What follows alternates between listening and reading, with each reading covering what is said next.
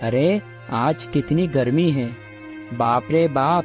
आज तो काम करने में मेरा शरीर बिल्कुल भी साथ नहीं दे रहा। सारे दिन से इतना काम करते करते थक गया हूँ। ऐसे में मुझे अच्छा भोजन मिल जाता। नहीं, ऐसा सुख मेरे जीवन में नहीं है। चलो अब मैं इन पत्थरों को बेचने के लिए जाता हूँ। लगता है आज इन पत्थरों का मुझे अच्छा दाम मिलेगा। बड़ी बड़ी चट्टानों से पत्थर तोड़कर उन्हें बेचना, यही रामू का खानदानी पेशा था और वही काम रामू करता था।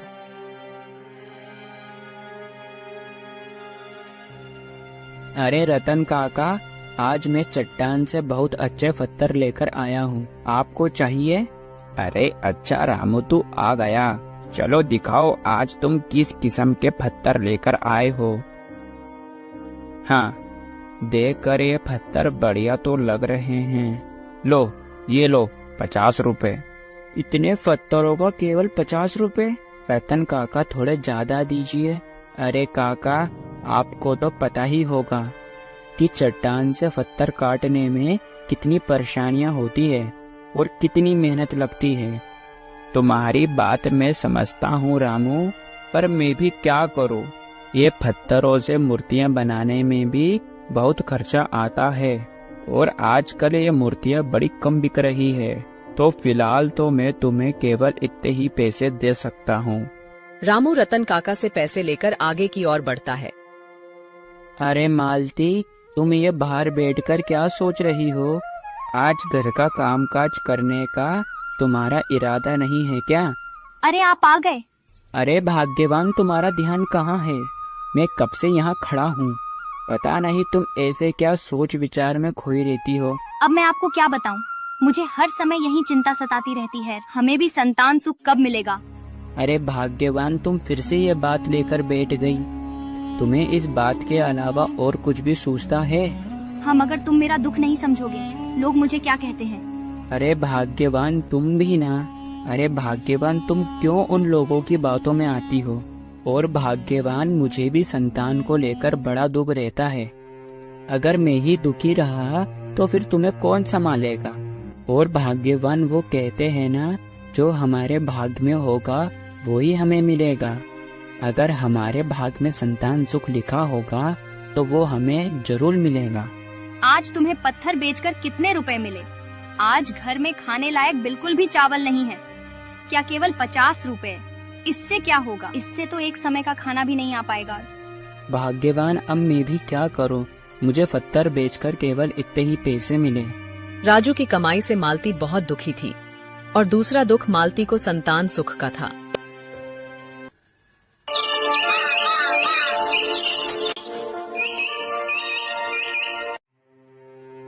अरे भाग्यवान, तुम बाहर ये आंगन में क्यों सो रही हो? मेरा घर के अंदर बहुत तेज जी घबरा रहा है। अरे भाग्यवान, तुम्हें तो बहुत तेज बुखार आ रहा है। तुम्हें मैंने कितनी बार मना करा है कि ज्यादा दुखी मत हो करो, मगर तुम मेरी एक ना सुनती हो। अब देखा, तुम्हें बुखार आ गया। तुम मेरी चिंता मत करो, तुम अपने काम पर जाओ, मैं तो ठीक हो जाऊंगी। ठीक है भाग्यवान, मैं चलता हूँ। तुम अपना ख्याल रखना। मैं आते समय तुम्हारे लिए कुछ औषधि लेकर आऊंगा। इतना कहकर रामू अपने घर से काम के लिए निकल जाता है।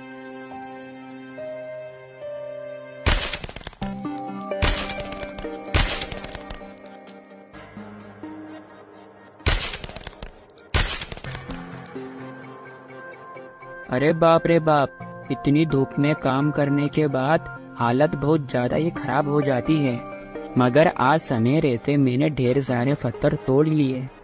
अब मैं यहाँ बैठकर खाना खा लेता हूँ, फिर इन पत्थरों को मैं बेचने जाऊंगा।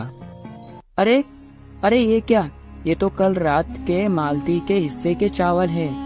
इसका मतलब कल रात में मालती ने कुछ नहीं खाया, इसी वजह से आज सुबह उसकी तबीयत खराब थी।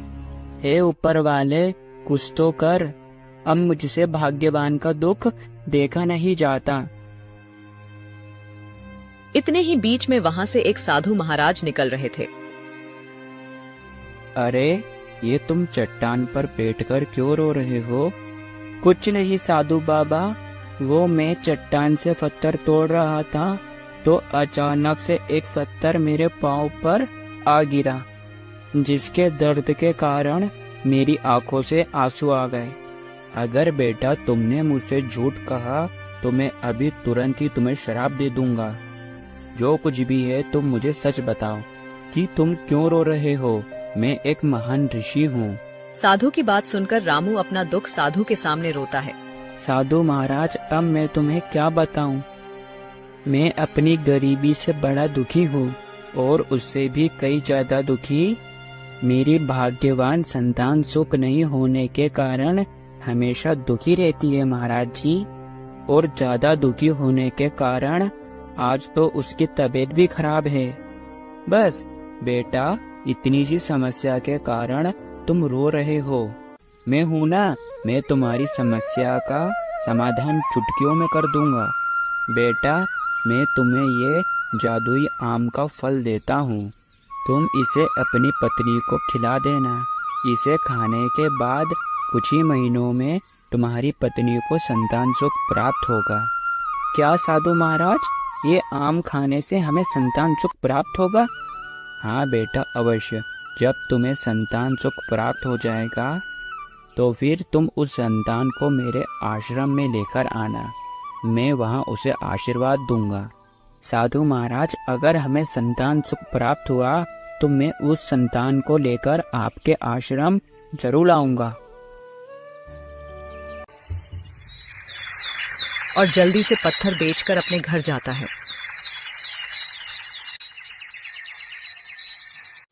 भाग्यवान, ओ भाग्यवान, भाग्यवान, आज तुम्हारे लिए एक खुशखबरी है। खुशखबरी? मैं कुछ समझी नहीं। अरे मालती, आज जब मैं चट्टान से पत्थर तोड़ रहा था तब। फिर रामू मालती को साधु महाराज की सभी बातें बता देता है।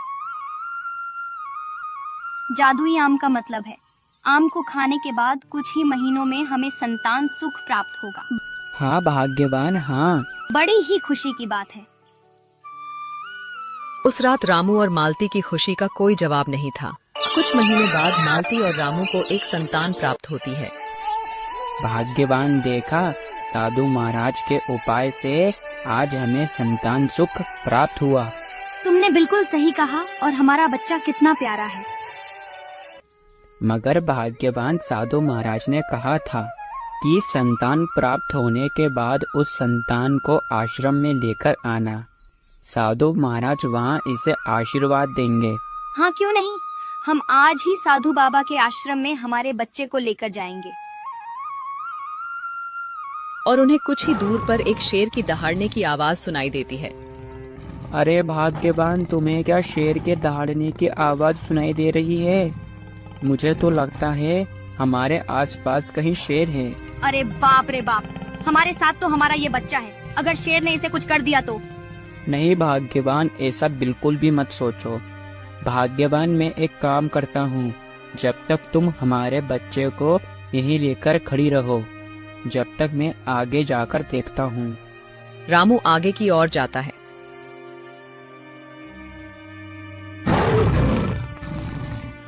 अरे, मुझे लगता है इन पर शेर ने हमला तो नहीं कर दिया है।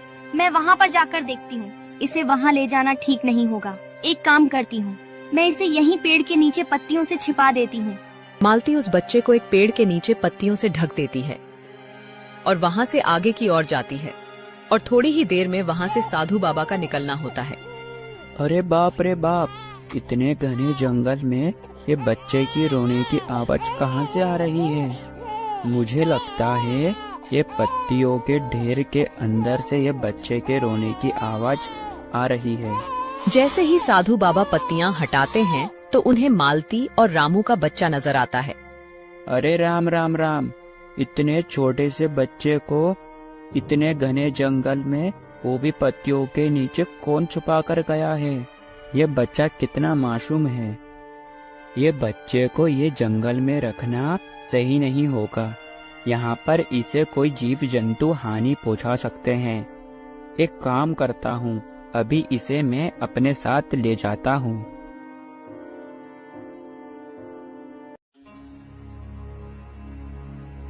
अरे तुम ठीक तो हो? मुझे लगा कि तुम्हारे ऊपर शेर ने हमला कर दिया है।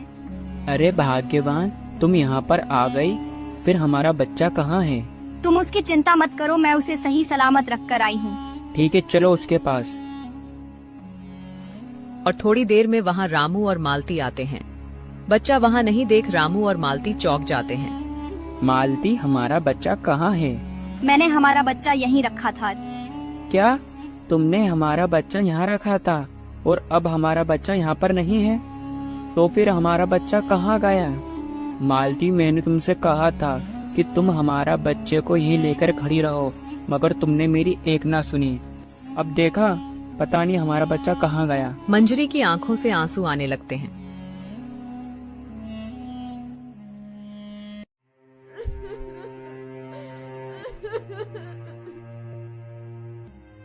अब रोने से क्या होगा भाग्यवान?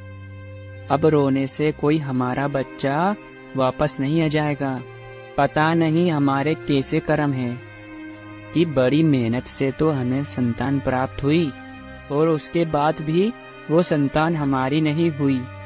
चुप हो जाओ मालती, चुप हो जाओ।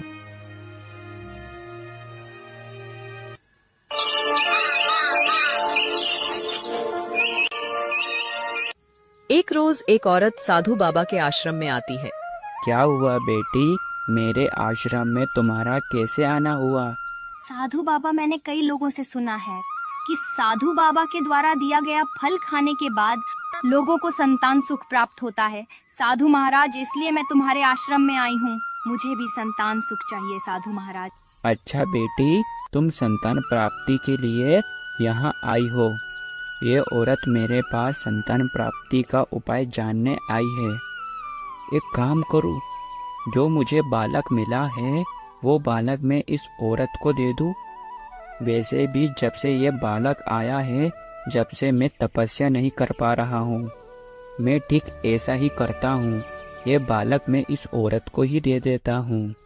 अरे बेटी, तुम्हें संतान सुख चाहिए ना, तो फिर तुम ये बालक को ले लो। ये कौन का बच्चा है? बेटी, मुझे ये बच्चा इस जंगल में मिला था। साधु महाराज उस औरत को सारी बातें बता देते हैं। बेटी, मैं तुम्हें ये बालक देता हूँ और तुम इस बालक का बढ़िया से ख्याल रखना। साधु महाराज, आपका बहुत बहुत धन्यवाद जो आपने मेरी मनोकामना पूरी की। साधु महाराज, आप बिल्कुल भी चिंता मत करिएगा, मैं इस बच्चे का ख्याल रखूंगी। साधु महाराज बच्चे को उस औरत को दे देते हैं।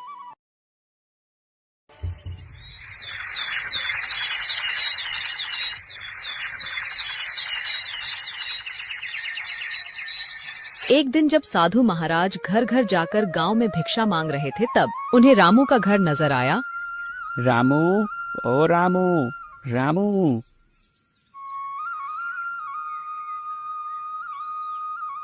अरे रामू, अब तक तो तुम्हें संतान की प्राप्ति हो चुकी होगी, मगर मैंने तुम्हें कहा था जब तुम्हें संतान प्राप्त हो तो उस संतान को तुम मेरे आश्रम लेकर आना। मैं वहाँ उसे आशीर्वाद दूंगा, किंतु तुम नहीं लेकर आए। तुम बड़े स्वार्थी निकले रामू। अब साधु महाराज, मैं आपको क्या बताऊं? हमें संतान की प्राप्ति हुई तो थी, मगर क्या रामू, साफ साफ कहो। अरे साधु महाराज, हम हमारी संतान को तुम्हारे आश्रम पर ही लेकर आ रहे थे, तब अचानक से। रामू ने साधु महाराज को जो जो उस दिन हुआ था वो सब बताया।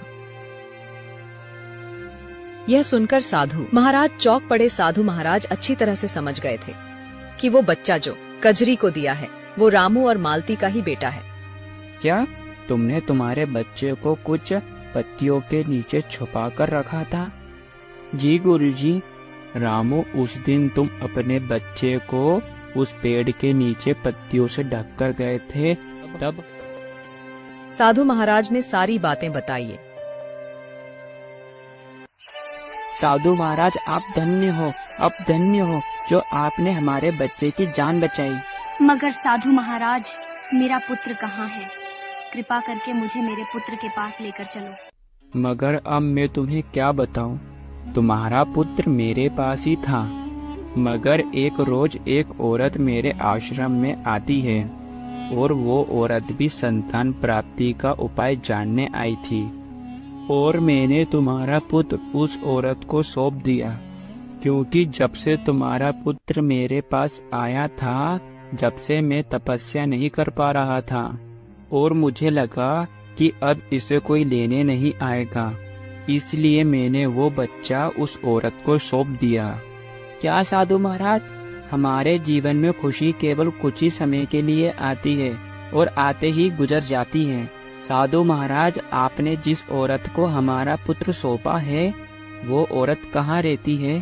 तो क्या साधु महाराज उस औरत के पास तुम हमें ले चलोगे? हाँ, क्यों नहीं, चलो, मैं तुम्हें उस औरत के घर लेकर जाता हूँ। महाराज रामू और मालती को मंजरी के घर लेकर जाते हैं। अरे साधु बाबा, आज मेरी झोपड़ी पर कैसे आना हुआ साधु महाराज? अरे बेटी, मैंने जो तुम्हें बालक दिया था, वो बालक इन दोनों का है। क्या? बेटी, मैंने तुम्हें बताया था ना कि मुझे ये बालक एक जंगल में मिला था। ये बालक इनका ही है। और बेटी, ये बालक को शेर से बचाने के लिए ही इन्होंने उसे एक पेड़ के नीचे पत्तियों से ढककर रखा था, जो मैं वहाँ से इसे उठा लाया, और फिर वो बालक मैंने तुम्हें दे दिया। तो क्या साधु महाराज, अब मुझसे ये बच्चा आप वापस ले लोगे? हाँ बेटी, हाँ, ये बालक इन दोनों का है, तो फिर तुम्हें ये बालक लौटाना होगा। क्या हुआ बहन, तुम क्यों रो रही हो? अब तुम्हें क्या बताऊं बहन, मेरा जीवन में इतना दुख है। अभी कुछ महीने पहले ही मुझे मेरे पति इस दुनिया में अकेला छोड़ गए और मैं जंगल में इस झोपड़ी में अकेली रहती हूँ। तो मैंने सोचा साधु महाराज के उपाय से मुझे एक संतान सुख मिलेगा कि इसे पालकर मैं अपना जीवन व्यतीत करूंगी। जब से तुम्हारा बच्चा मेरे जीवन में आया था, मुझे समय का पता नहीं चलता। मैं बच्चे के प्यार में इतनी मगन हो गई थी, मगर अब साधु बाबा इसे मुझसे दूर कर लेंगे तो फिर मैं कैसे जी सकूंगी। मंजरी की बात सुनकर मालती को मंजरी पर दया आ जाती है। नहीं बहन नहीं, ये बच्चा हम तुमसे दूर नहीं करेंगे। ये बच्चा अब से तुम्हारा ही है और तुम ही इसकी माँ हो। मालती, ये तुम क्या कह रही हो? मैं जो कुछ भी कह रही हूँ बिल्कुल सही कह रही हूँ। मंजरी के जीवन में ये बच्चे के अलावा और कुछ नहीं है, और हम इस बच्चे को मंजरी से दूर कर लेंगे तो फिर वो बेचारी कैसे जी पाएगी।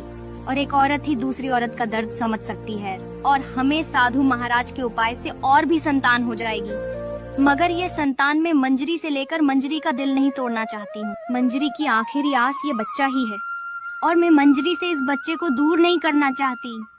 अरे वाह बेटी वाह, तुम धन्य हो जो तुम अपने पुत्र का ही दान कर रही हो।